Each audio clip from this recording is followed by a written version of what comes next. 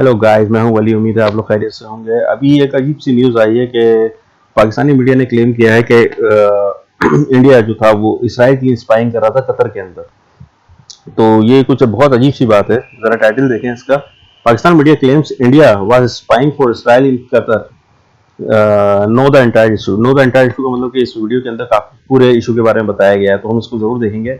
World affair का ये link है, इसको डिस्क्रिप्शन से ले लीजिएगा। पहले हम इस वीडियो को देखते हैं ताकि हमें पता चले इस इशू के बारे में, उसके बाद इसके ऊपर डिस्कस करते हैं।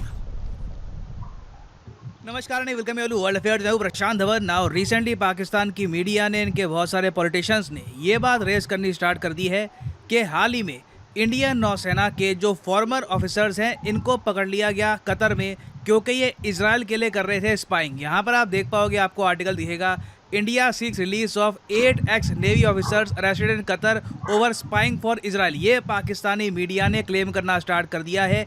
इवन आप देखोगे इमरान खान की सरकार के अंडर जो फॉर्मर मिनिस्टर्स है पाकिस्तान की गवर्नमेंट में, ये लोग भी कह रहे हैं कि इंडिया एक स्पाई नेटवर्क बिल्ड करने की कोशिश कर रहा था, मगर कतर में, कतर यहाँ पे आप देख पाओगे, ये यहाँ पे हो गया हमारा प्यारा भारत, यहाँ पे आप देख पाओगे ये है कतर और ये इजराइल है। तो पाकिस्तान की तरफ से बहुत से आर्टिकल पब्लिश हुए हैं कि इंडिया इजराइल के लिए कतर में स्पाइंग कर रहा था। तो डिस्कस करेंगे इस वीडियो में कि रिसेंटली हुआ क्या है, इंडियन नेवी के जो फॉर्मर ऑफिसर्स हैं इनको अरेस्ट क्यों किया गया है कतर में। Everything will become crystal clear. मगर सबसे पहले यहाँ पर ये जान लो कि जिन दो मेन कंट्रीज की यहाँ पर बात की जा रही है, इंडिया और कतर, दोनों के रिलेशंस काफ़ी अच्छे हैं।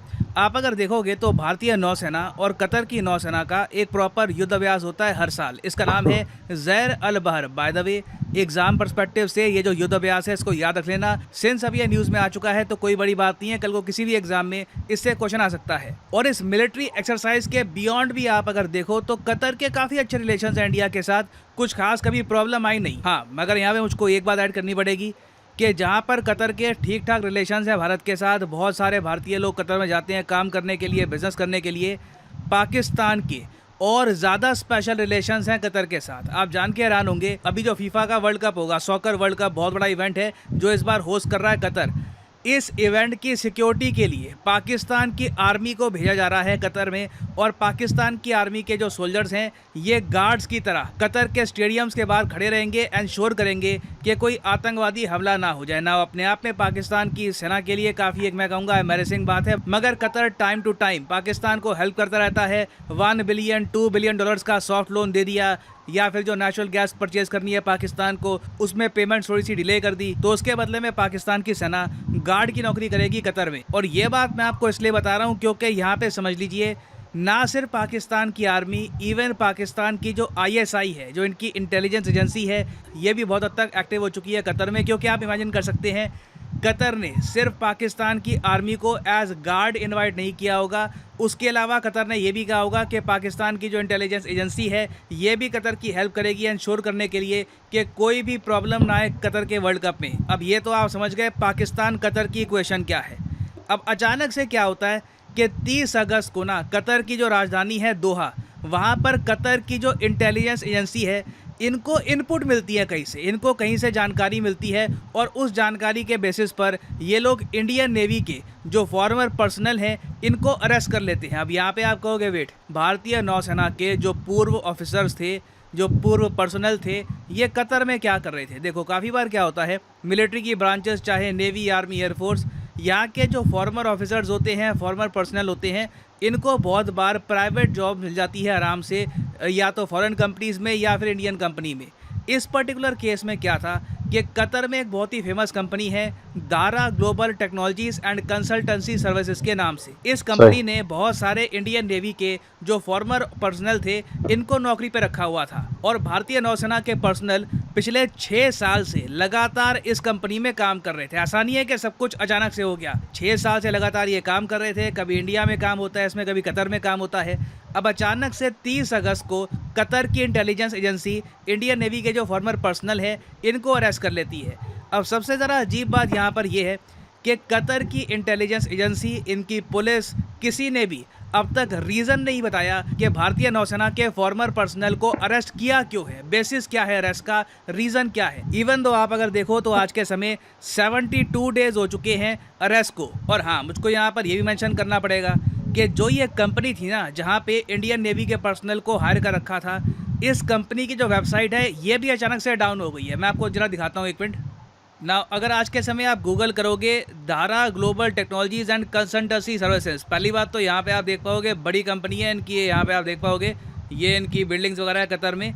और यहाँ पे आप नोटिस कर पाओगे, अगर मैं इनकी वेबसाइट पर क्लिक करता हूँ तो लिखा आता है कि वेबसाइट अभी अंडर मेंटेनेंस जा चुकी है। ये वेबसाइट पहले काम कर रही थी, अचानक से पिछले आई थिंक कुछ हफ्ते हो गए हैं, ये जो पूरी वेबसाइट है ये भी चली गई है अंडर मेंटेनेंस में। यार कोइंसिडेंस भी हो सकता है, मगर थोड़ा सी ये मैं कहूँगा अजीब सी बात है कि दोनों चीज़ें इकट्ठा हो रही हैं। अब इंडिया के लिए देखिए ऑब्वियसली प्रॉब्लम की बात यह है कि पहली बात तो हमारी नेवी के फॉर्मर पर्सनल को अरेस्ट कर लिया गया कतर में।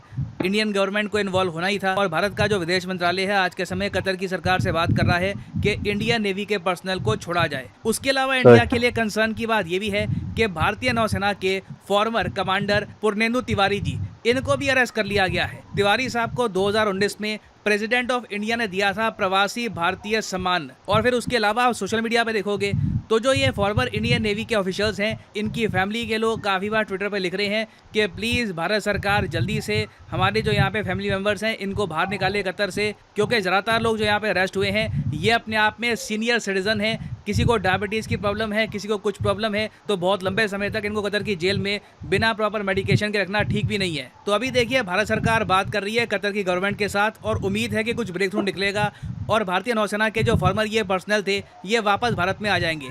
कतर ने, मैं आपको फिर से बता दूं, अभी तक कुछ ऑफिशियली बोला नहीं है कि इनको अरेस्ट किया क्यों है, जो बहुत ज़रा अजीब बात है। अब देखिए सिंस कतर चुप है इस इशू को लेकर और इंडियन नेवी यहाँ पर इन्वॉल्व है, पाकिस्तान का मीडिया, पाकिस्तान की पॉलिटिकल पार्टीज़ यहाँ पर कूद गई। माइंड यू, यहाँ पर मैं ये ऐड कर दूँ, पाकिस्तान की सरकार या पाकिस्तान की मिलिट्री ने कुछ नहीं कहा। अभी के लिए इमरान खान की जो पॉलिटिकल पार्टी है यही प्राइमरली कह रही है कि कतर में इंडिया जासूसी करवा रहा था इजराइल के लिए, मोसाद के साथ मिलकर कोई इंडिया का प्रोग्राम चल रहा था और इसी वजह से नेवी के जो पर्सनल हैं इनको अरेस्ट किया गया है। ये पाकिस्तानी मीडिया का क्लेम है। अब अपने आप में अगर इस क्लेम को अगर हम देखें ना, तो पाकिस्तानी मीडिया की जो कहानी है बिल्कुल बेकार साबित होती है, क्योंकि कतर इजराइल के रिलेशंस एक्चुअली आज के समय काफ़ी अच्छे हैं और कुछ रीज़न नहीं है कि मोसाद को इंडिया की हेल्प चाहिए हो कि हम कतर में कुछ जासूसी वगैरह करें। It makes absolutely no sense. इस वर्ल्ड कप में ही मैं आपको बता दूं 30,000 इजराइल के जो नागरिक हैं ये जाएंगे कतर में। उसके अलावा कतर के एक बहुत ही फेमस शेख हैं जिनके कॉन्ट्रैक्ट्स हैं कतर की गवर्नमेंट के साथ भी।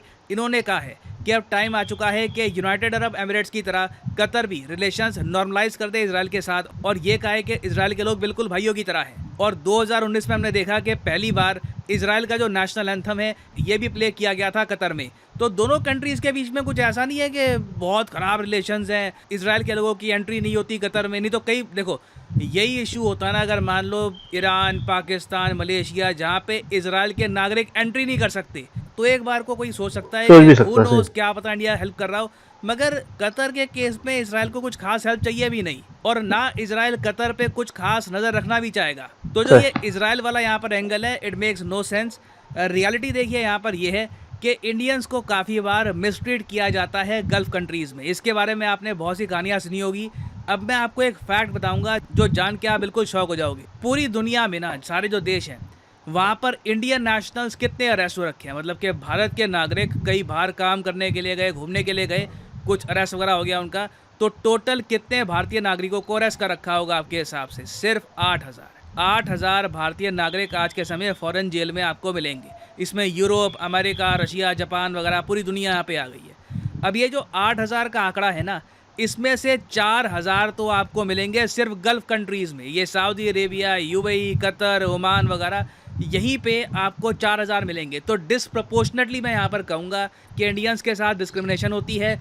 कुछ भी इनको कहीं से शक लगता है, कुछ इनको लगता है कि ये आदमी कुछ गलत कर रहा है, इमीडिएटली इंडियंस को ये डाल देती हैं जेल में। ना सिर्फ इंडियंस को, एक्चुअली इवन पाकिस्तानीज़ को, बांग्लादेशीज़ को, साउथ एशियंस को बहुत बार मिसट्रीट भी किया जाता है गल्फ़ कंट्रीज़ में। अनलेस कोई बहुत बड़ा बिजनेसमैन हो, पैसों वाला, वो अलग बात है। नहीं तो आप वैसे अगर स्टैट्स देखोगे, नंबर्स देखोगे, तो गल्फ़ कंट्रीज़ में हालत बहुत ज़्यादा ख़राब है। तो ये जो पर्टिकुलर केस है कतर वाला, मैं यहाँ पर सरप्राइज़ नहीं होऊंगा कि कुछ मिसअंडरस्टैंडिंग हो गई हो उसके अलावा एक पॉसिबिलिटी ये भी है कि सिंस पाकिस्तान की सेना एक्टिव हो चुकी है कतर में, कुछ इन लोगों ने करी हो शरारत, एक इंटेलिजेंस इनपुट दे दिया हो कतर की इंटेलिजेंस एजेंसी को कि देखिए ये लोग सस्पिशियस है हमारे हिसाब से, और उसके बाद कतर की जो पुलिस है ये आज के समय वैसे ही हाइपर सेंसिटिव होगी क्योंकि कतर में होने वाला है वर्ल्ड कप, तो मोस्ट प्रॉब्ली इशू यही होगा यहाँ पर। कुछ इंडिया स्पाई नेटवर्क यहाँ पर बिल्ड करने की कोशिश नहीं कर रहा था, मगर डेफिनेटली इंडिया को ये इशू प्रॉपरली कतर के साथ रेस करना चाहिए कि बिना वजह आप हमारी नेवी के फॉर्मर पर्सनल को अरेस्ट कैसे कर सकते हो, वो भी 2 महीने से ऊपर तक। ये इशू डेफिनेटली रेस करना चाहिए और कतर को अकाउंटेबल रहना चाहिए कि आपने ये क्यों किया है, किस इंटेलिजेंस इनपुट पे आपने ये एक्शन लिया था। और ये वैसे अभी एक न्यूज़ एंड डेवलपमेंट है, इस पर कोई और अपडेट होती है तो मैं अपडेटेड वीडियो बाद में आपके लिए ले आऊँगा। और फाइनली यहाँ पे मैं आपसे क्वेश्चन ही पूछूंगा। क्वेश्चन यहाँ पर यह है कि इतिहास में वो पहला इंडियन क्रिकेटर कौन है जिसने T20 क्रिकेट में 1 साल के अंदर अंदर 1000 रन स्कोर कर दिए हैं। ये है यहाँ पे आपकी ऑप्शन, ऋषभ पंत, विराट कोहली, रोहित शर्मा या फिर Suryakumar Yadav. T20 world cup आज के समय चल रहा है ऑस्ट्रेलिया में, तो ये टॉपिक काफ़ी न्यूज़ में है। मैं उम्मीद करता हूँ कि आप सब लोग यहाँ पर सही आंसर करेंगे कमेंट सेक्शन में। जो लोग सही आंसर करेंगे उनकी कमेंट को मैं हार्ट दे दूंगा ताकि बाकी लोग भी समझ पाए कि सही आंसर क्या है। और हाँ, एक बहुत ही इंपॉर्टेंट मैसेज आप सब लोगों के लिए, अनअकैडमी साल में एक बार, जी हाँ साल में एक बार, एक मेगा टेस्ट ऑर्गेनाइज करता है जिस बहुत ज़बरदस्त इन्होंने बताया कि, और ये भी इन्होंने बताया कि देखें इतने सारे नागरिक जो हैं वो ऑलरेडी जेल के अंदर हैं, इंडिया के नागरिक लें। और इन्होंने फिर ये बताया कि देखें ये सिर्फ स्किन के ऊपर है आपकी, ये ऐसा नहीं है कि सिर्फ इंडियन नागरिक हैं, इसके अंदर बांग्लादेशी और पाकिस्तानियों को भी रगेत दिया जाता है। उसकी वजह ये है कि इनकी स्किन की टोन या इनके चेहरे या इनके बोल चाल का अंदाज, ये सब कुछ मिला मिलू के एक बाइस सी क्रिएट हो चुकी है वहाँ पे कि गल्फ कंट्रीज जो हैं वो हाथ डाल देता है और बाद में फिर सोचते हैं कि यार हमने क्या है, इसमें कौन सही है कौन गलत है। तो ये चीज़ नहीं होनी चाहिए, ये चीज़ बहुत ख़राब है। रही बात कि इनके सोल्जर्स की कि जो कि इंडिया के सोल्जर इन्होंने कैप्टिव कर लिए, तो वो उसके ऊपर बाकायदा नेगोशिएशन होनी चाहिए और शुरू हो जानी चाहिए नेगोशिएशन, और इंडिया को अपने वाइफ देने चाहिए और कतर को अपनी वो सबूत देने चाहिए कि किन वजूहात की बिना पर वो ये कह रहा है कि वाकई इसे पाकिस्तान इंटेलिजेंस ने ऐसा कुछ किया है जिसके ऊपर ये सब कुछ चल रहा है, या फिर कोई इनकी इंटरनल इंटेलिजेंस है जिन्होंने कोई चीज़ ऐसी पकड़ी है जिसके ऊपर इनके ऊपर शक है। ये सारी बातें जो है फॉरेन मिनिस्ट्री से तय करनी चाहिए और उसको फॉरेन लेवल पे जल्द से जल्द सॉर्ट करना चाहिए, क्योंकि उनकी फैमिलीज हैं और जब भी कह रहे हैं कि सीनियर सिटीजन हैं, तो क्या पता कि अगर वहाँ मेडिकेशन है, ऐसा भी हो सकता है कि उनको मेडिकेशन वगैरह सब दी जा रही हो प्रिजन के अंदर, लेकिन अगर ऐसा नहीं है तो फिर ये बहुत गलत है। उनको सौंप देना चाहिए अपने लोगों के पास अगर ऐसा कुछ मसला है तो। खैर यानी जो भी है जल्दी से सॉर्ट आउट इस मसले को करना चाहिए, सिर्फ इसलिए कि वो लोग सीनियर सिटीजन हैं, वो उन्होंने अपनी कंट्री को सर्व किया है एक खास टाइम तक और उसके बाद जो है वो अभी भी शायद सर्व कर रहे थे अपने कंट्री को। तो अगर कोई मिसअंडरस्टैंडिंग है तो उसको सॉल्व ज़रूर कर देना चाहिए, और क्योंकि उनकी फैमिलीज जो हैं यहाँ पे बड़ा सस्टेन कर रहे हैं। चलें गाइस, लाइक एंड सब्सक्राइब जरूर कीजिएगा। मिलते हैं नेक्स्ट वीडियो के अंदर। Take care.